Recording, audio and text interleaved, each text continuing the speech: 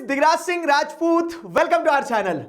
इस वीडियो में हम लोग क्लास 10th का सीबीएसई का जो सैंपल पेपर होता है सोशल साइंस का, उस सैंपल पेपर के सॉल्यूशन को हम क्या करने वाले हैं, डिस्कस करने वाले हैं। स्वागत है आप सभी का आज के इस वीडियो में। इस वीडियो में देखो बेसिकली क्या है ना, आपको दो तीन चीजें समझना होगा। सॉल्यूशन तो आपको मार्किंग स्कीम में भी मिल जाता है, उसी को देख लेते हैं। वीडियो देखने की क्या जरूरत है 1-1.5 घंटे के, लेकिन आप वीडियो देख रहे हो क्यों? क्योंकि मैं यहां पे आपको कुछ बारीकियां बताते चलूंगा। तो इस वीडियो के एंड तक में आपको दो तीन चीजें क्लियर होना चाहिए कि इस बार सैंपल पेपर का पैटर्न बदला है, तो क्या बदला है वो। दूसरी चीज, ये जो सैंपल पेपर आया इसको कैसे एनालाइज करना है आपको, कि इसमें किस टॉपिक से कैसे क्वेश्चन आ रहे हैं वो। और तीसरी चीज आपको यह समझना है कि क्या ये सैंपल पेपर में जो आंसर दिए सारे आंसर सही है, कोई गलत तो नहीं है। और आपको यह समझ में आ जाएगा कि आपने सिलेबस कंप्लीट अगर कर लिया है तो आपसे कितने क्वेश्चन बन रहे हैं।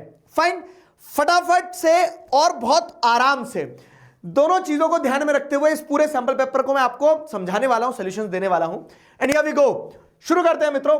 तो सबसे पहले देखो 2025-26 का जो सैंपल पेपर आया ना, तो इसमें एक बोलते ना एक फिरकी क्या घुमा दी है सीबीएसई ने कि अगर आप 2024-25 का देखोगे सैंपल पेपर, तो उसमें सेक्शन ए तो ऐसे होते थे।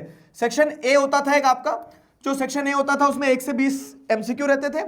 सेक्शन बी पहले 21 से 24 तक आपके वेरी शॉर्ट आंसर क्वेश्चन रहते थे। सेक्शन सी में आपके 3 नंबर वाले short answer type question. Section D में आपके 5 नंबर वाले क्वेश्चन रहते थे। 30 से 33 मतलब 4 क्वेश्चन 5 नंबर वाले रहते थे। एक सेक्शन ई होता था जिसमें आपके पैसेज बेस्ड क्वेश्चन जो आते थे, पैराग्राफ बेस्ड क्वेश्चन वो आते थे। और एक सेक्शन एफ होता था जिसमें मैप वर्क आता था। लेकिन अब ऐसा नहीं होगा। अब सीबीएसई ने क्या करा ना, पूरे पेपर को 4 सेक्शन में बांट दिया। बस सेक्शन ए होगा हिस्ट्री का, सेक्शन बी होगा ज्योग्राफी का, सेक्शन सी होगा पॉलिटिकल साइंस का, और सेक्शन डी होगा इकोनॉमिक्स का। तो पूरे पेपर को बस 4 सेक्शन में बांटा है। तो अब हिस्ट्री में हिस्ट्री के शॉर्ट आंसर, मतलब क्वेश्चन वैसे ही है कि हिस्ट्री का एमसीक्यू, हिस्ट्री का वेरी शॉर्ट आंसर, हिस्ट्री का शॉर्ट आंसर, हिस्ट्री का लॉन्ग आंसर, हिस्ट्री का केस बेस्ड क्वेश्चन और हिस्ट्री के मैप वर्क सब कुछ पूछ लिए जाएंगे, लेकिन वो एक ही सेक्शन में पूछा जाएगा। पहले क्या होता था, अलग अलग होता था कि आपको एमसीक्यू है तो सारे एमसीक्यू मिक्स आएंगे। और अब क्या है कि सारे एमसीक्यू हिस्ट्री के एक साथ ही पूछ लेंगे, हिस्ट्री के शॉर्ट आंसर क्वेश्चन भी, हिस्ट्री के लॉन्ग आंसर क्वेश्चन भी। तो मुझे पर्सनली इस पैटर्न का एक फायदा क्या दिखा है कि इसमें आप कंफ्यूज नहीं होंगे क्वेश्चन को देख के। कभी कभी ऐसा होता था ना, यार ये क्वेश्चन ज्योग्राफी का है कि इकोनॉमिक्स का है, डेवलपमेंट से जुड़ा हुआ है, और हम उसको ज्योग्राफी के क्वेश्चन में इकोनॉमिक्स का आंसर लिख के आ जाते थे। तो अब आपका वो कंफ्यूजन नहीं होगा, एक अच्छी चीज ये है। लेकिन एट द सेम टाइम अब आपको ये पैटर्न में प्रैक्टिस करना होगा।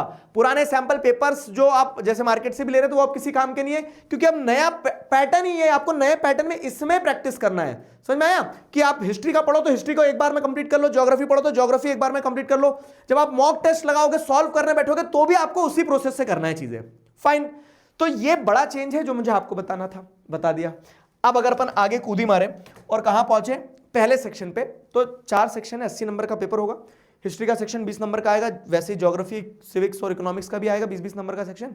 हिस्ट्री के सेक्शन से कहानी शुरू करते हैं। फाइन, आ जाओ। तो सबसे पहले एमसीक्यूज की अगर बात करें तो पहला एमसीक्यू आपको ये दिया गया है, match the following and choose the correct option. तो देखो सैंपल पेपर पता क्या है, सैंपल पेपर आपकी नेट प्रैक्टिस है किस चीज की, कि आपको ये समझ में आएगा कि ऐसा ही पेपर आता है एग्जाम में।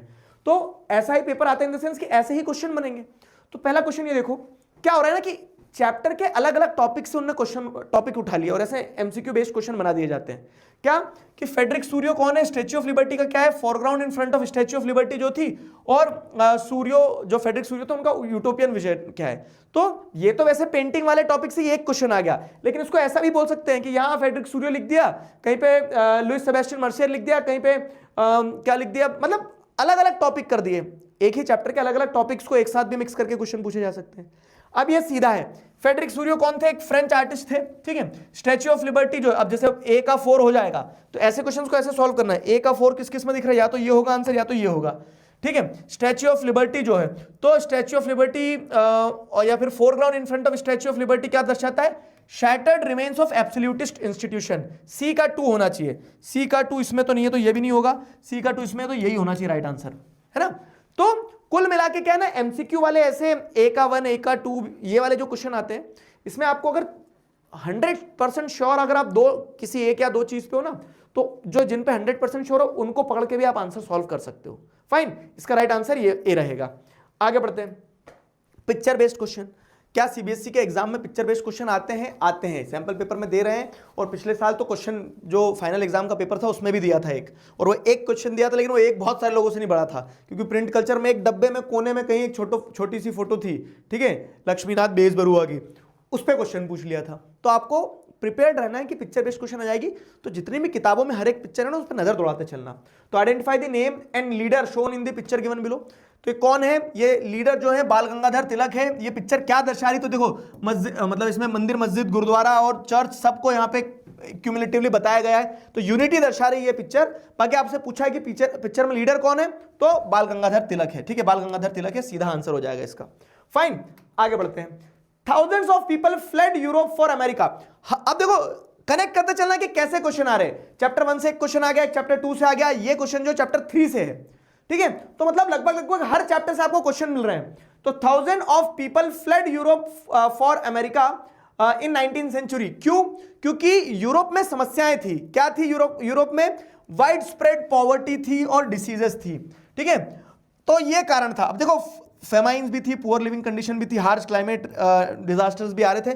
तो कभी कभी ऐसा होता है ना कि चारों ऑप्शन हमें सही लग रहे होते हैं, लेकिन विडंबना यही ना कि आंसर एक ही सही होगा। तो जो आंसर एक ही सही होगा उसमें आपको क्या लगा के आना है? आपका ए है राइट आंसर इसका, ठीक है, क्योंकि एज इट इज मैं एक तुम्हें थंब रूल बता रहा हूं, जब मन बेचैन हो जाए, ऐसा लगे कि चारों ही आंसर सही है, तब ध्यान करना एनसीईआरटी में क्या लिखा है, आंखें बंद करना, जोर डालने की कोशिश करना कि एनसीईआरटी में क्या लाइन पड़ी थी। तो ये wide spread poverty and deadly diseases जो थी वो ब्रेकआउट हो चुकी थी यूरोप में, इसलिए लोग अमेरिका छोड़ छोड़ के भाग रहे थे, मतलब यूरोप छोड़ छोड़ के अमेरिका भाग रहे थे। फाइन, ए होगा इसका राइट आंसर। अगला क्वेश्चन, लुईस सेबेस्टियन मर्सियर। तो देखो हिस्ट्री में से 4 चैप्टर आ रहे हैं, चारों चैप्टर में से एक एमसीक्यू दे दिया है। तो अब क्या एग्जाम, फाइनल एग्जाम में भी ऐसे ही आएगा? सेम आ भी सकता है, नहीं भी आ सकता है, लेकिन यह तय है कि 20 नंबर की ही हिस्ट्री आएगी, ठीक है, 20 नंबर की ही आएगी। तो जैसे लुईस सेबेस्टियन मर्सियर जो है, Louis Sebastien Mercier proclaimed tremble therefore tyrants of the world, tremble before the virtual writer, ठीक है, थरथराओ। क्यों? क्योंकि मतलब tremble before the tyrants of the world, जो टैरेंट्स है ना, तो यहां पे सवाल यही पूछा है कि who are referred as tyrants in this context. जो आपके कॉम्पिटेंसी बेस्ड क्वेश्चन है वो आपसे मतलब रट्टू तोता नहीं बनवाना चाहते हैं आपको, वो आपसे ये समझना चाहते हैं कि आपने कॉन्सेप्ट्स को कितना समझा। तो अब यही पूछ रहे हैं कि ये स्टेटमेंट लुईस सेबेस्टियन मर्सियर का था, ये स्टेटमेंट था, लेकिन इस स्टेटमेंट वो टैरेंट किसको बोल रहे हैं लुईस सेबेस्टियन मर्सियर? तो टैरेंट किसको बोल रहे हैं? टैरेंट मतलब अत्याचारी किसको बोल रहे हैं? तो अत्याचारी बोल रहे हैं जो एब्सोल्यूटिस्ट इंस्टीट्यूशंस है, जैसे मोनार्क वगैरह, चर्च वगैरह जो है ना, जो उस समय पे अपनी पावर कंसोलिडेट करके रखना चाह रहे थे, उन्हें टैरेंट्स बोला जा रहा है, ठीक है। तो इसका राइट आंसर बी है। समझ गए यार? ये इफेक्ट पे आना था, मतलब एक क्लिक पे दूसरे इफेक्ट पे ग्रीन होना था, लेकिन वो हमारी स्लाइड ऐसी बन के आ गई, मतलब आप कौन मेहनत करे। तो आंसर तुम्हें एक सामने ही दिखा रहा हूं, ठीक, तो सामने आंसर दिख रहा है, इसका मतलब ये नहीं कि चीटिंग करना है तुम्हें। क्लियर हुआ? आगे बढ़ते हैं। तो 20 नंबर का सेक्शन है आपका हिस्ट्री का, 4 नंबर के सेक्शन में आपको 4 एमसीक्यू दे दिए जैसे। फाइन, तो मोर और लेस यही पैटर्न रहना है फाइनल एग्जाम के क्वेश्चन पेपर का भी। अब आगे बढ़े तो अगला क्वेश्चन क्या है? This silk route was a good example of vibrant pre modern trade and cultural link, ठीक है। ये देखो क्या होगा ना, सबसे पहले एक अप्रोच दिमाग में बिठाना है पेपर सॉल्व करते समय कि आपको पहले ये एनालाइज करना होगा कि किस चैप्टर से क्वेश्चन आया है। तो अगेन ये चैप्टर 3 है हिस्ट्री का, अब हिस्ट्री का ही सेक्शन है तो हिस्ट्री की चैप्टर पता करना है, तो वहां से क्वेश्चन आया है। और ये सिल्क रूट वाला क्वेश्चन मैंने कितनी बार क्लास में प्रैक्टिस करवाते समय अपने टॉपर्स टचअप में, बैच में, बाहर चिल्ला चिल्ला के बताया है कि ये चैप्टर छोटा सा ही है और छोटे से चैप्टर में 3-4 ही टॉपिक है, तो उन 3-4 टॉपिक में से एक टॉपिक आपका सिल्क रूट वाला हो जाएगा, ठीक है। तो सिल्क रूट वाले टॉपिक पे क्वेश्चन आया है, ठीक है। तो this silk route was a good example of vibrant pre modern trade and cultural links, ठीक। 2 नंबर का क्वेश्चन है तो मिनिमम 2 पॉइंट लिखना है हमें, ये हमारा थंब रूल हो गया। Between distance part of the world explain the statement with 2 example. तो आपको यही बताना है कि सिल्क रूट जो है, तो आपको यही बताना है कि सिल्क रूट जो है, तो सिल्क रूट में कैसे वाइब्रेंट प्री मॉडर्न मतलब जो कह सकते हो ना कि ट्रेड होता था, सिल्क रूट में कैसे प्री मॉडर्न वाइब्रेंट ट्रेड आपको देखने को मिलता था, उस चीज से जुड़ा हुआ क्वेश्चन है। तो आप बताएंगे कि सिल्क रूट के थ्रू ही चाइनीज पोट्री, टेक्सटाइल और स्पाइसेस जो है इंडिया से जाती थी कहां? रेस्ट ऑफ दी वर्ल्ड में, ठीक है। ट्रेड और कल्चरल एक्सचेंज जो है दोनों हैंड इन हैंड होता था। तो सिल्क रूट से सिर्फ सामान नहीं जाता था, लोग आते थे, कल्चर लेके आते थे, रिलीजियस आइडियाज स्प्रेड होते थे, ठीक है। तो यहां पे जैसे बताया कि अर्ली क्रिश्चियन मिशनरीज इसी रूट के थ्रू इंडिया आए, नहीं तो क्रिश्चियनिटी तो यूरोपियन रिलीजन है, समझे। चलने दो हम। तो इस तरह से 2 नंबर के क्वेश्चन बनना है, ठीक है। तो तुम अपने हिसाब से क्या है कि कोई भी 2 पॉइंट लिख सकते हो, मिनिमम 2 पॉइंट, 3 लिख रहे हो तो बहुत अच्छी बात है। फाइन, सिंपल क्वेश्चंस रहेंगे, बस क्वेश्चन कहां से आया है, क्या पॉइंट जाना है वो समझना है। Sometimes the new crop could make the difference between the life and the death. और में चल रहे हैं क्वेश्चंस, तो या तो अब देखो मैं बता रहा हूं इस बार पेपर बहुत इजी आएगा, इसलिए नहीं कि मैं तुम्हें डराऊंगा और फिर बोलूंगा ज्यादा पढ़ो ये वो। अरे यार एक तो तुम्हारे सेक्शन अलग कर दिए, जो सब्जेक्टिव क्वेश्चन है उनमें सब में और दे दिया आपको, या तो ये कर लो या तो ये कर लो, तो दो में से एक तो बन ही जाएगा कोई ना कोई। अब जैसे ये sometime the new crop could make difference between life and death, life and death के बीच में आपको डिफरेंस ला सकती है एक नई क्रॉप, तो अब वो पोटैटो वाला एग्जांपल लिखोगे। जैसे क्या है कि पोटैटोज जब इंट्रोड्यूस हुए यूरोप में, तो यूरोपियन पुअर जो है they also begin to live well, लेकिन फिर जब वहीं देखते हो आयरिश पोटैटो फेमाइन आती है, आयरलैंड में जब पुअर पीजेंट्स की क्रॉप डिस्ट्रॉय हो जाती है तो लाखों लोगों की मृत्यु हो जाती है, क्यों? क्योंकि खाने को वो पोटैटो बचा नहीं था। तो इस तरह से क्या है ना, कंटेक्स्ट समझना है, बस आंसर बन जाएगा। और में आ रहे हैं क्वेश्चन, जैसे क्वेश्चन नंबर 5 जो था, तो 5A 5B, मतलब ये कर लो या वो कर लो। एक चीज ध्यान रखना, एग्जाम में आंसर लिखते समय ना प्रॉपर ऐसा लिखना, जैसे आंसर है तो आंसर नंबर 5 का B लिख रहे हो आप, या फिर 5 का और वाला लिख रहे हो तो ऊपर और लिख के फिर ऐसा करो, ठीक है? ये मार्किंग प्रॉपर करना। और ये सारा पीडीएफ मैं आपको दे दूंगा, ये पीडीएफ सारा टेलीग्राम चैनल पे आपको मिल जाएगा, टेलीग्राम की लिंक आपको डिस्क्रिप्शन में दी है। क्लियर? अगला क्वेश्चन देखो, अब जैसे 3 नंबर का क्वेश्चन, समझ रहे हो? तो 4 नंबर के एमसीक्यूज हो गए थे, 1 2 नंबर का क्वेश्चन हो गया, अभी 3 नंबर का क्वेश्चन हो गया, 4 2 6 6 3 9। क्लियर है? तो ऐसे ध्यान रखते चलना है कि आपके 20 नंबर के पूरे क्वेश्चन आपके एक ही सेक्शन में हैं। तो अब 6 नंबर का क्वेश्चन क्या कह रहा है? A variety of cultural processes played an important role in developing sense of collective nationalism in India. Nationalism in India का लास्ट टॉपिक है, जिसमें बताया गया है कि कैसे इमेजेस वगैरह जैसे फिगर्स ऑफ भारत माता वगैरह जो ये यूज किए गए थे, ठीक है? सॉन्ग्स वगैरह बंकिम चंद्र चट्टोपाध्याय ने जैसे वंदे मातरम लिखा था, इंडियन फोक टेल्स फोक लोर्स का इस्तेमाल किया गया था लोगों को एकजुट करने के लिए, जिसमें आपको देखने को मिलता है कि नतेशा शास्त्री ने वो 4 मोटी मोटी वॉल्यूम्स कलेक्ट करी थी, the folk tale of southern India. Rabindranath Tagore खुद गांव गांव जाके बुक्स कलेक्ट कर रहे थे। तो आंसर पूरा लिखा हुआ है, अब आपको बस क्या करना है, यानी जैसे सीबीएसई की मार्किंग स्कीम में लिखा है, यानी 3 पॉइंट्स टू बी कंसिडर्ड। तो मैंने आपको जो मार्किंग स्कीम में सारे पॉइंट थे सारे पॉइंट लिखवा दिए, लेकिन आपको क्या ध्यान रखना है, माथा देखना है और तिलक लगाना है, मतलब जितने नंबर का क्वेश्चन मिनिमम उतने पॉइंट्स तो लिखना ही है, ठीक है? तो यहां पे जैसे फ्लैग्स वगैरह का इस्तेमाल किया था, रीइंटरप्रिटेशन ऑफ हिस्ट्री का इस्तेमाल किया था to create sense of collective identity in India, तो ये सारे पॉइंटर में से 3 पॉइंटर मिनिमम लिख देना है। सेफर साइड पे अगर 3 नंबर का क्वेश्चन है 4 लिख के आ जाओ, लेकिन टाइमिंग ऐसा नहीं हो कि पेपर छूट रहा है फिर ज्यादा लिखने में, ठीक है? तो ये हो गया इस क्वेश्चन का आंसर। ये भी और में था, तो हिस्ट्री देखो, हाँ एक चीज ये देखना, और में क्वेश्चन आ रहे हैं तो उसी चैप्टर से आ रहे हैं। जैसे हिस्ट्री का अगर मान लो क्वेश्चन है नेशनलिज्म इन इंडिया का, तो नेशनलिज्म इन इंडिया के और में नेशनलिज्म इन इंडिया का ही क्वेश्चन आएगा।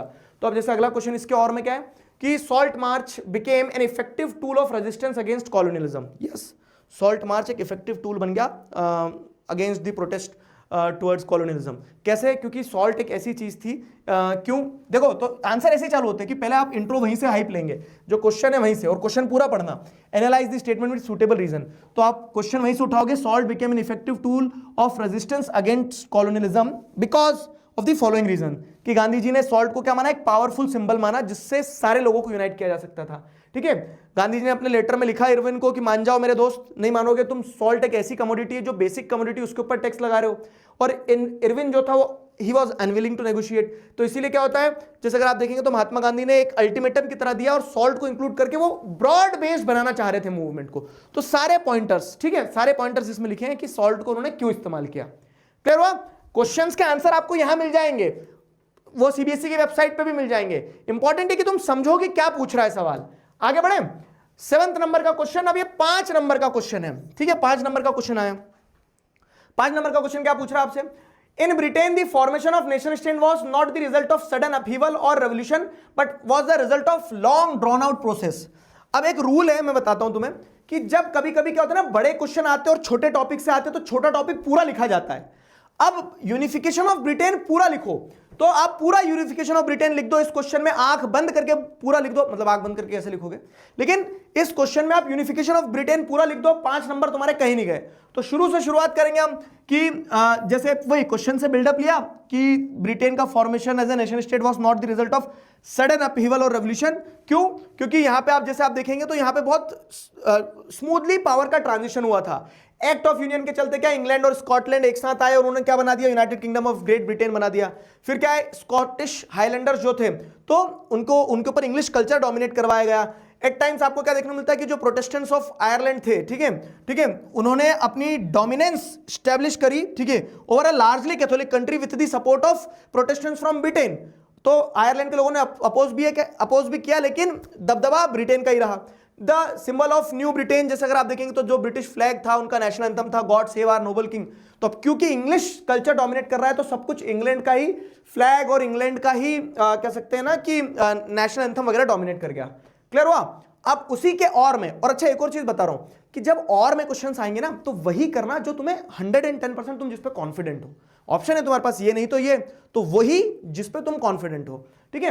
The treaty of Vienna was drawn up in 1815 with the object of undoing most of the changes that had come about in Europe during the नेपोलिक war, ठीक है। तो treaty of Vienna क्या थी? ये statement जब देते हैं ना, ऐसे ये स्टेटमेंट बना के देते हैं प्यारे से, तो स्टेटमेंट पे बहुत ज्यादा दिमाग नहीं लगाना है, दिमाग इस पे लगाना है, highlight the significant provision of this treaty.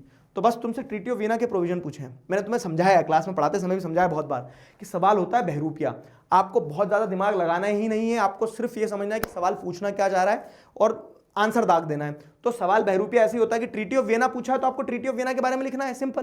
तो बॉर्बन डायनेस्टी जो थी, जिसको हटा दिया था, उसको रिस्टोर कर लिया, सीरीज ऑफ स्टेट्स फ्रांस के बाजू में सेटअप करे, ठीक है। प्रूशिया को जैसे नई टेरिटरी दे दी, ऑस्ट्रिया को क्या दे दिया, नदर्न इटली दे दिया, ठीक है। जो जर्मन कॉन्फेडरेशन थी 39 स्टेट्स की, उसको it was left untouched. Main intention treaty of Vienna का क्या था कि जिन मोनार्कीज को नेपोलियन ने हटा लिया उनको रिस्टोर कर दे। तो मैं जो वही कहता हूं ना कि सवाल सीधा आएगा, क्यों? क्योंकि उसके जवाब में तो वही लिखना है जो आपने चैप्टर में पढ़ा है। बस एक स्किल डेवलप करना है कि आपको सवाल समझना सीखना है। समझ गए? Very good. अब आगे बढ़ते हैं। तो अब जैसे आपका क्या हो गया कि एक 5 नंबर का क्वेश्चन, एक 3 नंबर का क्वेश्चन, एक 2 नंबर का क्वेश्चन, तो 3 2 5 5 5 10 10 4 14 नंबर का आ गया पेपर। अब 14 नंबर के बाद में एक 4 नंबर का आपका यहां पे क्या दे दिया, केस बेस्ड क्वेश्चन दे दिया। जैसे अगर मैं आपको एकदम स्टार्टिंग में लेके चलूं तो आपको ध्यान होगा यहां पे क्या अपन देख रहे हैं कि सेक्शन ABCD है, लेकिन अब हर सेक्शन में आपको क्या मिल जाएगा, very short answer question, short answer question, long answer question और केस बेस्ड क्वेश्चन भी मिलेंगे। 4 मार्क्स ईच के केस बेस्ड क्वेश्चन भी मिलेंगे आपको, ठीक है। तो ये केस बेस्ड क्वेश्चन वही है कि 4 नंबर के क्वेश्चन है। और अब केस बेस्ड क्वेश्चन से पता नहीं क्यों बच्चे घबराते हैं। अब जैसे आप ये देखोगे, ये पढ़ोगे तो क्या है कि कृष्णा जी त्र्यंबक राणे जो थे, तो उनके बारे में लिखा गया कि उन्होंने पूना में जैसे न्यूज़पेपर पब्लिश करना शुरू किया। ये बॉम्बे टेलीग्राफ का 6 जनवरी 1849 का एक आर्टिकल है कि उन्होंने न्यूज़पेपर प्रिंट करना शुरू किया। तो अब ये ऐसी चीज, ये आपकी बुक का ही है, और ठीक है, बुक में एक येलो बॉक्स है। फॉर एग्जाम्पल मैं अगर आपको बताऊं तो ये देखो, बुक का एक येलो बॉक्स है, ये रहा बुक का येलो बॉक्स, फाइन। ये बुक का येलो बॉक्स है, ये वाली जो ये इधर चल रहा है ना लव अफेयर, उसके बाजू में जो है, तो ये वाला जो येलो बॉक्स है, ये उठा के क्वेश्चन बना के पूछ दिया। अब इसकी कोई अलग से तैयारी नहीं होगी, ये तो आपको यहीं पढ़ना है, और जरूरी नहीं कि हर सवाल का जवाब आपको इसी में मिले। तो ये क्या बोलते हैं, पूरा एक एक्सट्रैक्ट दे दिया। इस एक्सट्रैक्ट को देने के बाद इसमें 3 क्वेश्चन पूछ दिए। क्या कि analyse the main reason for publishing newspaper by Krishna ji. क्यों कृष्णा जी ने न्यूज़पेपर क्यों पब्लिश करना शुरू किया? तो अगर आप जब ये पढ़ोगे ना वहां पे एग्जाम हॉल में, तो भी बन जाएगा कि he intend to publish newspaper in Marathi language with a view of affording useful information to every topic of local interest. It will open for free discussion on subjects of general utility, scientific investigation and speculations connected with the antiquities, statics, curiosities, history, geography of the country of the Deccan, especially the patronage and support to all interest in the diffusion of knowledge and welfare of the people in earnest। क्या पता क्या लिखा है उसमें, ठीक है। तो अब आप जैसे देखोगे यहाँ पे, तो ये जो पूरा पैसेज लिखा है, इस पैसेज से आपको क्या बताया गया? इस पैसेज से बताया गया कि कृष्णा जी त्र्यंबक राणे जो थे, वो न्यूज़पेपर इसलिए चालू करना चाह रहे थे क्योंकि वो क्या कर चाहते थे कि लोगों तक इंफॉर्मेशन पहुंचे, लोग साइंटिफिक टेम्परामेंट डेवलप करें, और जो उनके काम के सब्जेक्ट्स हैं उन पर बातचीत हो सके, ठीक है, बातचीत हो सके। अब यही आपको आंसर में भी देना है कि कृष्णा जी ने, ठीक है, सोसाइटल डेवलपमेंट के लिए इन द एरियाज ऑफ पॉलिटिक्स, ठीक है, सोसाइटी का मतलब समाज का उत्थान हो, ठीक है, in the areas of politics, science and other field he started newspaper. Simple, कोई रॉकेट साइंस नहीं है। केस बेस्ड क्वेश्चंस फ्री के नंबर होते हैं, only if you have the presence of mind. दूसरा question, how was the task of native newspaper and political association seen identical to the role of opposition. अब जैसे अगर आप देखोगे तो इसी को जब पढ़ते चलोगे आगे तो आपको समझ में आएगा नीचे वाले पैराग्राफ में बताया गया कि जो नेटिव न्यूज़पेपर थे और जो पॉलिटिकल एसोसिएशन थी, मतलब जो ग्रुप्स बन रहे थे पॉलिटिकल ग्रुप्स, वो भी और न्यूज़पेपर वाले भी, दोनों का ही काम क्या था कि गवर्नमेंट को अपोज करना है। क्योंकि दोनों ही क्या करते थे, पॉलिटिकल पार्टीज भी जो ब्रिटिश गवर्नमेंट थी उसको अपोज कर रही थी और न्यूज़पेपर में भी ब्रिटिश गवर्नमेंट के अगेंस्ट में लिखा जाता था। ये मैं बिना पैराग्राफ पढ़े ही बता सकता हूं आंसर, है ना, वही आंसर भी है। तो जैसे अगर आप देखेंगे, the media used to criticise and analyse government policies where the local newspaper and political organisations also used to do the same. ठीक है, तो as a result both of these served as the government's opposition. सरकार भी दोनों को ही अपना opposition मानती थी, ब्रिटिश गवर्नमेंट। तीसरा, analyse the reason for the popularity of newspaper during 19th century. अब ये तुम्हें कहीं नहीं मिलेगा कि 19th सेंचुरी में न्यूज़पेपर क्यों पॉपुलर थे। इसमें ढूंढोगे, ढूंढते रह जाओगे, सिर खुजाल लोगे। तो ये तो ओपन क्वेश्चन हो गया, 19th सेंचुरी में न्यूज़पेपर क्यों पॉपुलर थे? क्योंकि वो उस समय की सोसाइटी के पॉलिटिकल डेवलपमेंट के आइडियाज को लोगों तक ले जाते थे। न्यूज़पेपर जो है तो they started to serve as the societal advancement in social, cultural and scientific ways. तो ये ओपन एंडेड क्वेश्चंस हैं। तो हर क्वेश्चन केस बेस्ड क्वेश्चन, देखो केस बेस्ड क्वेश्चन आपको पहले से कोई प्रिपेयर करके जाना नहीं है। केस बेस्ड क्वेश्चन को आपको वहां प्रेजेंस ऑफ माइंड से देखना है, पैसेज पढ़ने के बाद समझ में आ रहा है क्या। और कभी कभी कुछ जेनरिक क्वेश्चंस भी होंगे, जैसे न्यूज़पेपर की क्या सिग्निफिकेंस रहेगी 19th सेंचुरी में। तो अगर आप इसमें यह भी लिख रहे हो ना कि नेशनलिज्म को स्ट्रेंथन किया होगा न्यूज़पेपर्स ने, सोसाइटल लेवल पे सोशल चेंज वगैरह लाया होगा, जो हमने प्रिंट कल्चर चैप्टर में पढ़ा है, तो भी सही है, तो भी सही है। समझ गए? चलो अब अगला, तो जैसे ये हो गया, इसके बाद में आप देखोगे तो map skill based question. Map आपका 5 नंबर का आता है। मैं आपको मैप वर्क का वीडियो भी दूंगा, इस साल भी एक बार और बना दूंगा। तो मैप वर्क के वीडियो में क्या होता है ना बाबू, हमें पता है कि एक वीडियो देखना और 5 नंबर कंफर्म है। तुम्हें मैप वर्क का वीडियो कब तक चाहिए बता देना मुझे कमेंट में, फटाक से जल्दी जल्दी दे दूंगा। तो 5 नंबर तुम्हारे कंफर्म है मैप वर्क में। अब जब मैप वर्क में 5 नंबर कंफर्म है, तो वो कैसे है कि 2 नंबर आपका हिस्ट्री से आएगा और 3 नंबर आपका ज्योग्राफी से आएगा। तो हिस्ट्री के भी 2 नंबर में सिर्फ एक ही चैप्टर है, नेशनलिज्म इन इंडिया। और नेशनलिज्म इन इंडिया में भी सिर्फ 2 ही चीजें हैं कि अलग अलग कांग्रेस सेशन कहां हुए थे और कुछ इंडियन नेशनल मूवमेंट के इंपॉर्टेंट सेंटर्स। तो जैसे यहां पे दिया गया है, प्लेस ए और बी हैव बीन मार्क्ड, ठीक है, ऑन द मैप। तो marked on the given outline map, identified and write their correct names. तो मैप जो दिया है ना क्वेश्चन पेपर, उसमें मार्क किया हुआ है। तो मैं लेकिन यहाँ पे तुम्हें मार्क करवा रहा हूँ। तो जैसे मद्रास आपको मार्क करना है, तो मद्रास कहाँ पे आएगा? मद्रास ये रहा, ठीक है, मद्रास आपका ये रहा, fine, this is Madras. Madras मतलब आज का चेन्नई। तो ए मद्रास, फाइन। 1927 का कांग्रेस सेशन हुआ था, जहां साइमन कमीशन के लिए भी उन्होंने बोला था कि go back Simon. 1927 Tamil Nadu Madras. अब दूसरा क्या है? कैलकाता।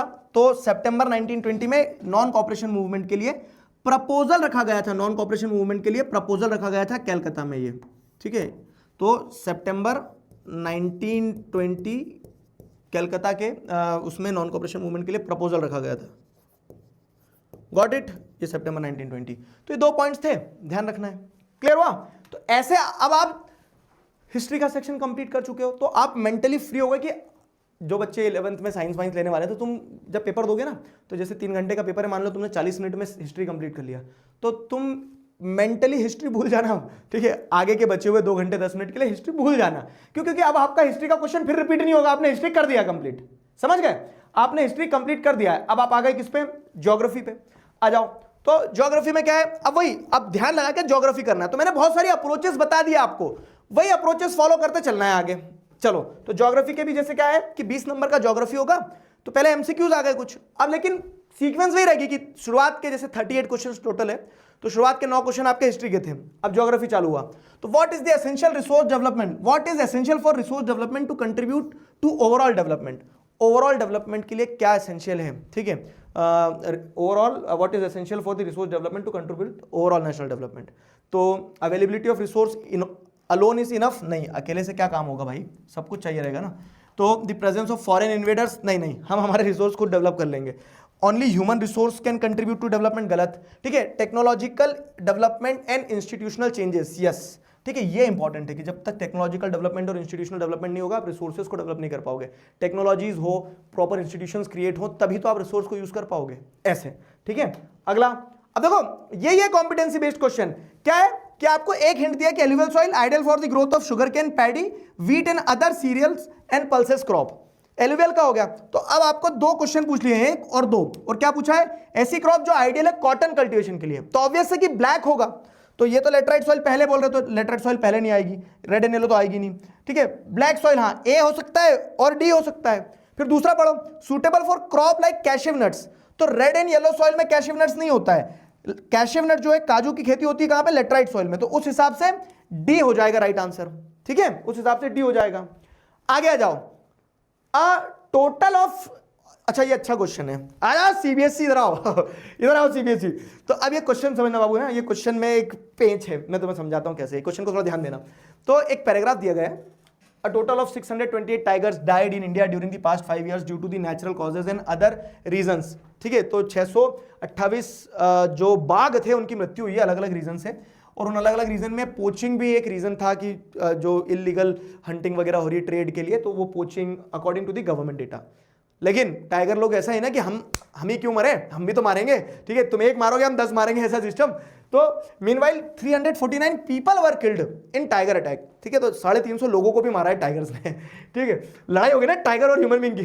तो with one state alone recording 200 death. ठीक है, एकमात्र स्टेट में ही 200 से ज्यादा डेथ हुई है। अब ये कौन सा स्टेट था, तो आई एम गेसिंग कि या तो ये उत्तराखंड होगा या मध्य प्रदेश होगा, देखते हैं क्या था। ठीक है, तो ये पूछा ही नहीं है तुमसे वैसे, तो ये एक पैराग्राफ दे दिया। अब सवाल ये है, which of the following is the most significant indirect, ध्यान रखना, सिग्निफिकेंट इनडायरेक्ट कंसिक्वेंस। ठीक है, कंसिक्वेंस मतलब इंपैक्ट, कंसिक्वेंस मतलब इंपैक्ट होता है ना, consequence of poaching of the tiger population. तो अब 2 मिनट के लिए ना ये इनडायरेक्ट वर्ड को भूल जाओ। तो which of the following is most significant consequence of poaching of tiger population. अगर आप टाइगर्स को पोच करोगे, पोच करना मतलब टाइगर को अगर किडनैप करोगे, तो टाइगर को किडनैप करने से क्या होगा, टाइगर को किडनैप करने से टाइगर की पॉपुलेशन कम होगी, है ना। तो ये क्या हो गया, टाइगर्स को अगर किडनैप कर रहे हो, इलीगल ट्रेड के लिए इधर उधर ले जा रहे हो, तो टाइगर पोचिंग के इंपैक्ट क्या होंगे कि टाइगर की पॉपुलेशन डिक्लाइन होगी, वाइल्ड लाइफ सिस्टम बिगड़ेगा, ये वो सारा सब कुछ। ये तो डायरेक्ट कंसिक्वेंस हो गए। अब आपसे पूछ ले इनडायरेक्ट कंसिक्वेंस क्या है, वो बताओ कि टाइगर के अगर मान लो क्या हो रही है, पोचिंग वगैरह हो रही है, तो उसका इनडायरेक्ट कंसिक्वेंस क्या होगा।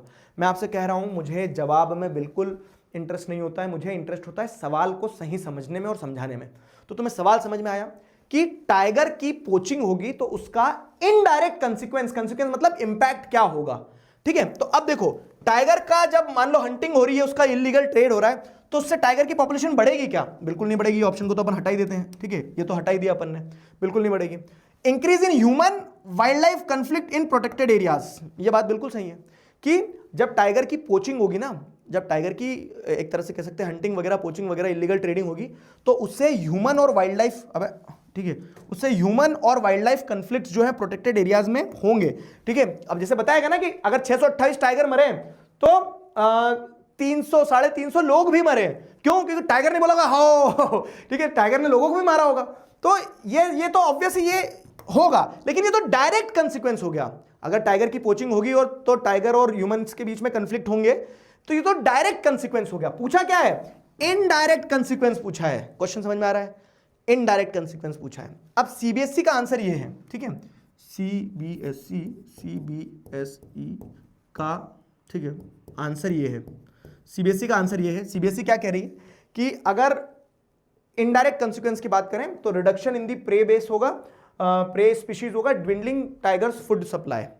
अगर मान लो टाइगर की क्या कह सकते हैं ना कि पोचिंग हो रही है, मतलब टाइगर को अगर हंट कर रहे हो, तो टाइगर मर गए तो टाइगर के प्रे स्पीशीज जो है ना, ठीक है, reduction in the prey species, dwindling tigers food supply. ठीक है, तो reduction in the prey species, तो प्रे स्पीशीज मतलब क्या है कि टाइगर जिनके ऊपर डिपेंडेंट रहता है, तो टाइगर जिनके ऊपर डिपेंडेंट रहता है वो स्पीशीज खत्म हो जाएगी। कैसे, टाइगर खत्म हो गया तो उनकी पॉपुलेशन तो बढ़ना चाहिए ना, तो reduction in the prey species नहीं होगा। ठीक है, तो रिडक्शन प्रे स्पीशीज, जैसे एक एग्जांपल, हिरण थे बहुत सारे, टाइगर मर गए तो हिरण तो और बढ़ जाएंगे ना, अगर टाइगर रहता तो हिरण कम होते, तो reduction in the prey species तो होगा ही नहीं। Dwindling tigers food supply, tiger की फूड सप्लाई कम होगी ही नहीं होगी, और ये इनडायरेक्ट कंसिक्वेंस नहीं होगा, ये तो डायरेक्ट दिख रहा है कि टाइगर की पॉपुलेशन कम होगी तो उसके जो प्रे स्पीशीज है वो बढ़ जाएंगे। तो ये समझ में आ रहा है, ये मुझे बिल्कुल सही लगा। अगेन सीबीएसई की मार्किंग स्कीम में ए राइट आंसर है, लेकिन आई एम रिफ्यूटिंग दिस क्योंकि मैं आपको रैशनल बता रहा हूं कि ए तो कहीं बैठ ही नहीं रहा है। लेकिन अगर आप डी को देखोगे ना तो डी राइट आंसर है। Decrease in tourism revenue in national park, अब जब टाइगर की पोचिंग हो जाएगी, टाइगर ही खत्म हो जाएंगे, तो लोग नेशनल पार्क में किसको देखने जाएंगे? नकली टाइगर बनाओगे क्या वहां पे?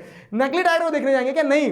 तो और ये इनडायरेक्ट भी है कि टाइगर की पॉपुलेशन कम होगी तो ऑब्वियसली ह्यूमन और वाइल्ड लाइफ कंफ्लिक्ट होंगे ही। टाइगर की पॉपुलेशन कम होगी तो इंक्रीज होना चाहिए था प्रे स्पीशीज, वो तो डायरेक्ट कंसीक्वेंस दिख रहा है। अब इनडायरेक्ट पूछा है तो यही होना चाहिए कि इनडायरेक्टली अगर टाइगर की पॉपुलेशन कम होगी तो there will be decrease in tourism revenue also. अब कितने लोग एग्री करते हैं मेरे साथ कि डी ही इसका राइट आंसर होना चाहिए? I have given the rational, I have question this answer of CBSE according to my rational. ठीक है, ये मुझे लगता है। तो ये और होता है ऐसा, एक बार नहीं, अब तो सीबीएसई ने फिर भी सुधार लिया क्योंकि उनको पता है कि ये पकड़ लेते हैं टीचर और फिर ऑनलाइन वीडियो बना देते कि गलत आंसर है।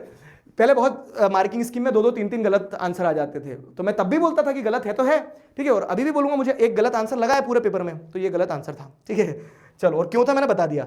और आपको भी यही करना है। ऐसा क्या होता है ना, कभी कभी फिर वो मिलते हैं, क्या बोल सकते हैं ना कि ए लगाने वालों को भी सही मिल जाता है, डी लगाने वालों को भी सही मिल जाता है। लेकिन आप जब क्योंकि पढ़ रहे हो, आप रैशनल डेवलप कर रहे हो, तो क्वेश्चन करो कि क्या क्वेश्चन है और उसके अकॉर्डिंग क्या आंसर होना चाहिए। जबरदस्ती मत करना, लेकिन आपको कहीं लग रहा है तो करना चाहिए। ठीक है, चलो भाई, तो ये हो गया आपका 12th वाला। आगे बढ़ते हैं। वैसे ही based on the classification of forest which of the following statement would most likely apply to place like Jammu Kashmir, Andhra Pradesh, Karnataka, Andhra Pradesh और केरला। तो ये वो स्टेट से, ध्यान करो, जहां पे प्रोटेक्टेड जहां पे आपको क्या देखने मिलता है कि परमानेंट फॉरेस्ट या फिर रिजर्व फॉरेस्ट ज्यादा होंगे। जम्मू कश्मीर, आंध्र प्रदेश, लाल चंदन, ध्यान आया, पढ़ाया मैंने। तो अब इसका देखो, सारे ऑप्शन देखो। They rely on unclassed forest, ना जी ना, यहां तो सब रिजर्व फॉरेस्ट है।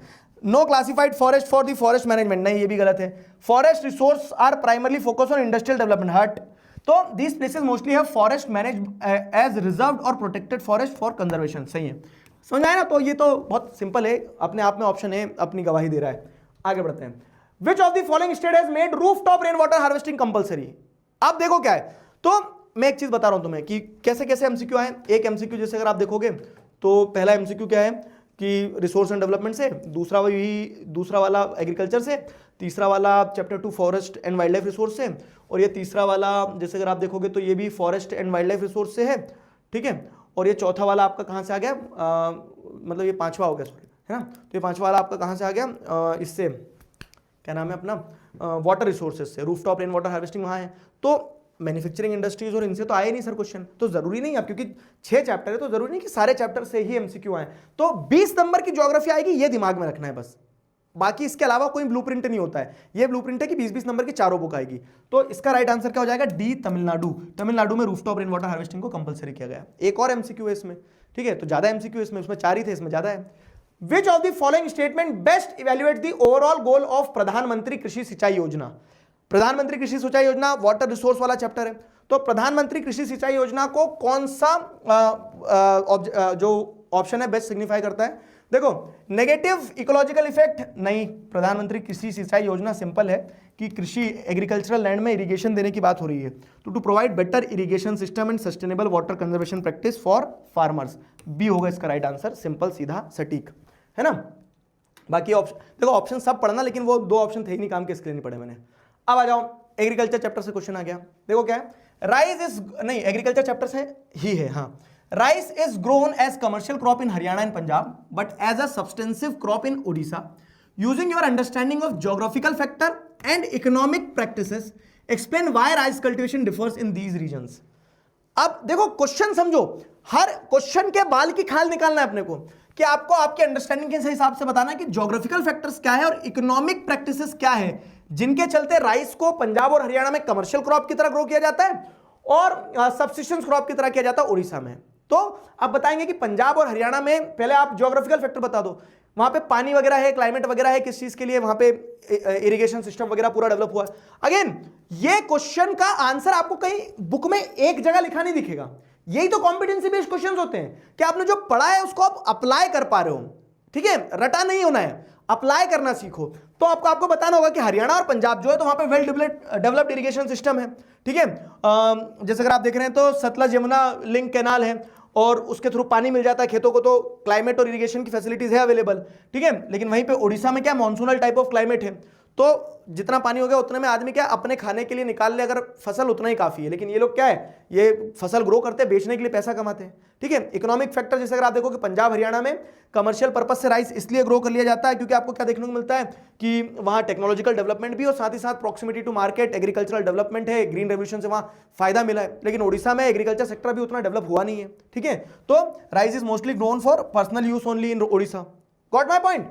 सिमिलरली यही इकोनॉमिक फैक्टर में आप जमा सकते हो इसको, इकोनॉमिक फैक्टर में कि फार्मिंग प्रैक्टिसेस कैसी होती है, मॉडर्न फार्मिंग टेक्निक इस्तेमाल होती है पंजाब हरियाणा में, लेकिन ओडिशा में आज भी ट्रेडिशनल फार्मिंग है।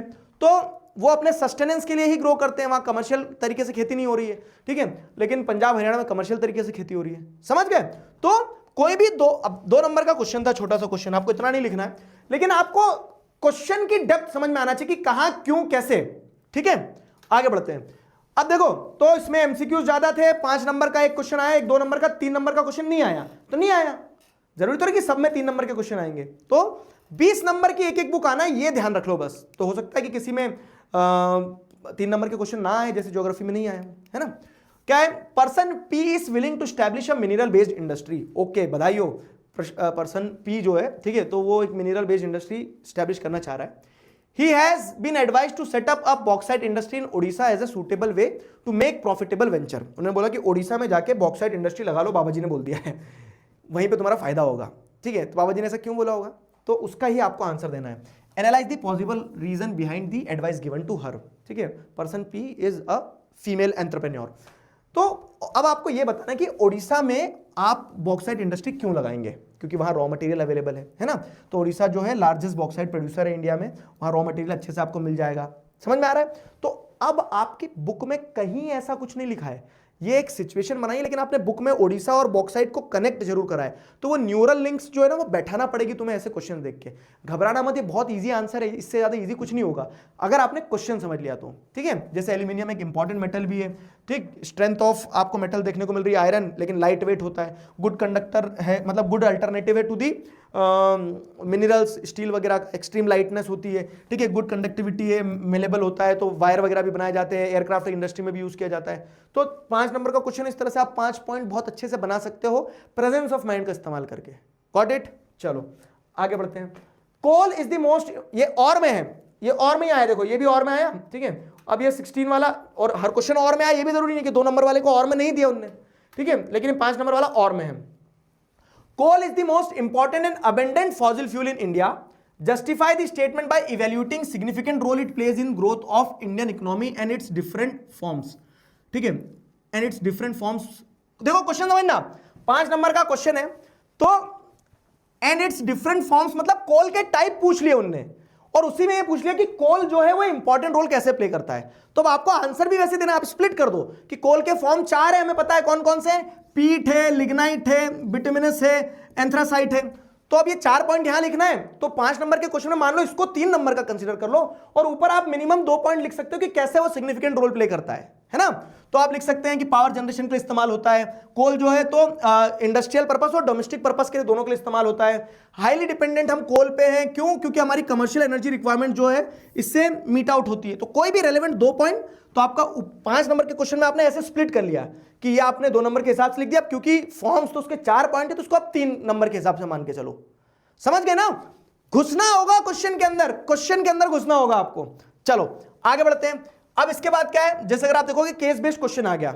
अब सुनना मेरी बात, केस बेस्ड क्वेश्चन बहुत अच्छे दिए हैं इस बार के सैंपल पेपर में, तो I am happy with this. एक तो आपको बताया कि जैसे वो येलो बॉक्स में से क्वेश्चन बन के आ गया, तो उसके लिए भी कोई अलग से तैयारी नहीं करना है। अब मान लो क्या है, एक ये आया ज्योग्राफी का, global pollution is rising due to rapid economic growth, ठीक है, population increase and insufficient environmental managements. अब ये है ना आपकी बुक के किसी पार्ट से नहीं आया है, जैसे अगर आप पढ़ोगे तो this process serious health risk of the people and ecosystem particularly in low and middle income countries contributing to this challenge, the global economic relies on deeply intertwined supply chains sustained by more than 100 billion tons of raw material entering the system each year. Intensive material consumption depletes natural resources and cause negative environmental impacts on every stage of product life cycle. Global waste is expected to increase to 3.4 billion tons by 2050. Pollution of all type hinders development outcomes. Exposure to air pollution, water pollution, hazardous chemical and waste like mercury, lead, persistent organic pollutants, pops कहा जाता है जिन्हें, ठीक है। Causes debilitating and fatal illness, creates harmful living conditions and destroys ecosystem। अब इतना पढ़ने के बाद तुम्हें सिर्फ एक काम करना है। कहां से क्वेश्चन आया? Very good. जो बच्चे ज्योग्राफी बोल रहे होंगे ना, मारूंगा चाटा जोर से गाल पे। ज्योग्राफी में किस चैप्टर से आया? इतना पढ़ने के बाद हमें समझ में आ गया कि ये पोल्यूशन बता रहा है, इंडस्ट्रीज के बारे में बता रहा है, तो ये मैन्युफैक्चरिंग इंडस्ट्रीज का जो चैप्टर है हमारा वहां से आया है। अगर आपने इतना एनालाइज कर लिया ना तो आप बहुत नजदीक पहुंच गए सही आंसर के। क्यों? क्योंकि बुक में से कहीं नहीं आया, ये तो एक रैंडम एक्सट्रैक्ट दे दिया, एक पैराग्राफ दे दिया, एक पैसेज दे दिया। अब इसको जैसे इंग्लिश के पेपर में करते हो वैसे इसका आंसर देना है। अब आपको कैसे करोगे? घबराना नहीं है सबसे पहले तो आपने। तो ये पढ़ने के बाद जब क्वेश्चन देखोगे ना, या फिर क्वेश्चन देख के फिर पढ़ा करो, ये भी ट्रिक काम करती है। क्वेश्चन देख लो तो सबकॉन्शियसली क्वेश्चन पीछे बैठा रहता है, पढ़ते जा रहे हैं ना। Why do you think global waste expected to increase by 2050? तो अगर ये क्वेश्चन पहले पढ़ लिया था मैंने तो मुझे यहां आंसर मिल गया था कि 2050 तक ग्लोबल वेस्ट क्यों बढ़ना है, क्योंकि धीरे धीरे क्या इंडस्ट्रीज बढ़ना है, ये सारा सब कुछ होना है। तो due to intensive material production and consumption in industries, मिल गया ना आंसर। अगर मैं क्वेश्चन पढ़ के पैराग्राफ पढ़ूंगा तो मुझे आंसर वहां पे क्लिक हो जाएगा। तो कुछ नई चीज नहीं है। Why do manufacturing industries cause pollution of different type? Explain with example। तो अब ये क्वेश्चन आपने बुक में पढ़ा है कि मैन्युफैक्चरिंग इंडस्ट्रीज अलग अलग तरह के पोल्यूशन करती है। चाहो तो आप ये यहां भी देख सकते हो, यहां भी आपको बताया गया है, ठीक है, कि अलग अलग तरह के पोल्यूशन करती है, एयर, वाटर और ये, ठीक है। लेकिन आप मन से भी आंसर लिख सकते हो कि एयर पोल्यूशन होता है, स्मोक एमिट होती है। बुक में वहां ये पैसेज में नहीं दिया, कहीं पैसेज में कहीं नहीं दिया है, ठीक है। लेकिन आपने चैप्टर में तो पढ़ा है ना, तो चैप्टर की क्वेश्चन है ये। तो मान लो ये क्वेश्चन अगर 2 मार्क्स में आ जाता तो करते ना, तो भी बस सिंपल है, ठीक है। और इसका मार्किंग स्कीम भी ऐसे दे दी जाती है कि 1 2 1, मतलब पहला क्वेश्चन 1 नंबर का, दूसरा 2 नंबर का, तीसरा 1 नंबर का, ऐसा। तीसरा क्वेश्चन क्या है? Is it correct to consider pollution as possible cause for worsening of current global trends of poverty and inequality? Yes. तो अगर आप देख रहे हैं तो आप पॉल्यूशन के कारण ही क्या होता है, गरीबी और जैसे अगर आप देख रहे हैं ना तो पॉवर्टी एंड इनइक्वालिटी बढ़ती है, क्योंकि पॉल्यूशन से गरीब व्यक्ति और बीमार होता है तो उसका पैसा बीमारी में ही चले जाता है। तो इस तरह से आप मन से भी आंसर लिख सकते हो। नेगेटिव इंपैक्ट है and of suffering most, this also leads to social disparity and inequality. तो गरीब व्यक्ति गरीब उसमें भी रह जाता है, मतलब वही ना, सोशली एक्सक्लूडेड रहता है वो, ठीक। And can be explained with the help of an example. आप इसमें कुछ भी एग्जाम्पल एक डाल सकते हो। तो सीबीएसई भी ऐसे क्वेश्चंस में ओपन एंडेड रखती है, जैसे poor people living in poor surrounding causing multiple diseases and a lot of their savings will go into the treatment only. उनका कोई हेल्थ इंश्योरेंस भी नहीं होता है, और समझे? तो ऐसे आंसर लिखना होते हैं। Got my point? अब देखो क्या है, अब ज्योग्राफी से 3 नंबर का मैप वर्क आएगा, ठीक है। ज्योग्राफी से 3 नंबर का मैप वर्क आएगा आपका। तो 3 नंबर के मैप वर्क में क्या लिखेंगे अपन ज्योग्राफी में?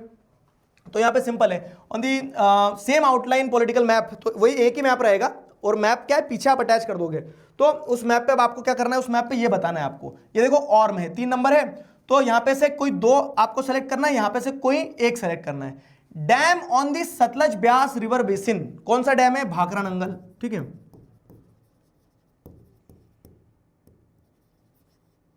ठीक है, ठीक है, भाखरा नंगल हो गया। Dam on the Mahanadi basin that integrates conservation of water with flood, तो कौन सा महानदी रिवर बेसिन पे कौन सा डैम है? हीराकुंड, ठीक है, हीराकुंड हो गया। अब name any of the 2 following major sea port in West Bengal, तो वेस्ट बंगाल में सी पोर्ट आप क्या लिखोगे? कोलकाता है, कोलकाता सी पोर्ट है, या फिर आप हल्दिया भी लिख सकते हो, ठीक है, हल्दिया भी लिख सकते हो। इंटरनेशनल एयरपोर्ट इन तमिलनाडु, तो चेन्नई इंटरनेशनल एयरपोर्ट जो है, चेन्नई एयरपोर्ट, ठीक है, चेन्नई एयरपोर्ट हो जाएगा। इंटरनेशनल एयरपोर्ट पंजाब, तो पहले उस एयरपोर्ट का नाम राजा संसी था, अब बदल के गुरु रामदास जी कर दिया, शायद संत श्री गुरु रामदास जी कर दिया है ना, तो वो वाला एयरपोर्ट लिख दोगे। तो यहाँ पे सारे ये वो है, और तुम्हें प्लॉट भी करना है। तो जैसे डैम इन दी महानदी बेसिन, महानदी बेसिन में जो डैम है वो बताओ। तो महानदी बेसिन सतलज बेसिन में भाखरा नंगल, ठीक है। तो भाखरा नंगल डैम क्या है? हिमाचल प्रदेश और पंजाब की बॉर्डर पे ये रहा, ठीक है, यह हो गया आपका भाखरा नंगल डैम। फाइन। अब इसको ऐसे प्रॉपर ऐसे करना है, जैसे 19th का फर्स्ट का पी वाला, ठीक है, तो ऐसे लिखना आंसर, 19th का फर्स्ट का पी वाला है, ठीक है, और उसका आंसर भी लिख देना भाखरा नंगल। समझ में आया? इस तरह से आंसर लिखना होगा, इस तरह से खूबसूरती से आंसर लिखना होगा आपको। महानदी बेसिन में कौन सा डैम है बताओ? महानदी बेसिन में यहां पे आप जैसे देखोगे तो उड़ीसा में आपका डैम है हीराकुंड, ठीक है, हीराकुंड, हीराकुंड, ठीक है, तो ये आपने हीराकुंड लिख दिया, ठीक है, हीराकुंड।